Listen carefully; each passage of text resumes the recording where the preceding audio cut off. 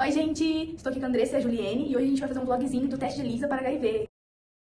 O que é o HIV? O HIV significa um vírus de imunodeficiência humana. Ele é um vírus que ataca o sistema imunológico responsável por proteger o organismo contra infecções e doenças. O principal alvo do HIV são os linfócitos TCD4, células importantes para a defesa do corpo. Com a diminuição dessas células, o organismo fica mais vulnerável a diversas infecções.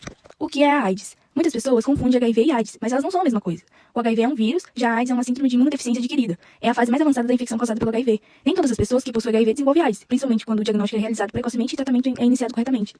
Como ocorre a transmissão? A transmissão do HIV pode ocorrer através do contato com o sangue contaminado, relações sexuais sem proteção, compartilhamento de seringas e da transmissão vertical, que ocorre da mãe para o bebê durante a gestação, parto ou amamentação. O HIV não é transmitido por abraço, aperto de mão, beijo social, compartilhamento de talheres ou convivência diária.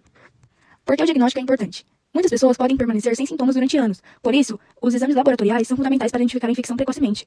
O diagnóstico precoce permite iniciar o tratamento rapidamente, melhorando a qualidade de vida do paciente e reduzindo a transmissão do vírus. Os dados epidemiológicos mostram que a infecção pelo HIV e os casos de AIDS continuam presentes no Brasil e no mundo. No primeiro gráfico, observa-se que a taxa de detecção da AIDS é maior entre os homens do que entre as mulheres. No segundo gráfico, percebe-se que os casos estão distribuídos em todas as regiões brasileiras, demonstrando que a doença continua sendo um importante problema da saúde pública. Já no terceiro, mostra a prevalência mundial do HIV, evidenciando uma maior concentração de casos na África subsaariana. Embora as infecções estejam presentes em todos os continentes, esses dados reforçam a importância do diagnóstico precoce e do acompanhamento adequado. O que é o teste de ELISA? Bom, para identificarmos a infecção pelo HIV, um dos métodos mais utilizados é o teste ELISA, conhecido também como um ensaio imunoenzimático. Ele trata-se de uma técnica laboratorial utilizada para detectar a presença de anticorpos ou antígenos específicos em uma amostra biológica. No diagnóstico do HIV, o teste é utilizado principalmente para identificar anticorpos produzidos pelo organismo em resposta ao vírus. O seu funcionamento baseia-se na interação específica entre antígenos e anticorpos. Os antígenos do HIV são previamente fixados nos postos da placa. Quando a amostra do paciente é adicionada, os anticorpos presentes, caso eles existam, reconhecem esses antígenos e se ligam a eles. Essa ligação é altamente específica, funcionando como uma chave que se encaixa em uma fechadura. Após a formação do complexo antígeno-anticorpo, adiciona-se um conjugado ligado a uma enzima. Esse conjugado se fixa aos anticorpos presentes na amostra. Em seguida, é adicionado um substrato cromogênico. A enzima reage com esse substrato, provocando uma mudança de cor, que permite assim visualizar o resultado do teste. O teste ELISA não detecta diretamente o vírus HIV, mas sim os anticorpos produzidos pelo organismo contra ele. Por esse motivo, é considerado um método de detecção indireta da infecção. Devido à sua alta sensibilidade, especificidade e confiabilidade, o ELISA é amplamente utilizado na triagem laboratorial para o diagnóstico do HIV.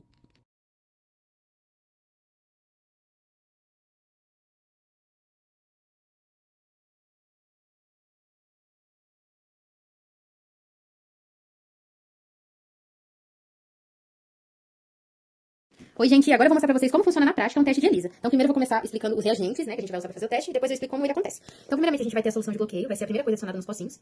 Ela vai servir pra tampar os espaços que sobraram entre os antígenos. Os antígenos, como vocês podem ver aqui, eles já vêm na placa, são esses azulzinhos. Então, a gente não precisa preparar nenhuma solução pra eles. Depois, a gente tem uma solução de lavagem, que a gente vai usar 3 vezes durante o teste, que vai tirar tudo aquilo que tiver em excesso, que a gente não quer. Excesso de proteínas, anticorpos que não foram ligados, pra não interferir na leitura do teste. Aqui a gente tem as amostras dos pacientes 1 e 2.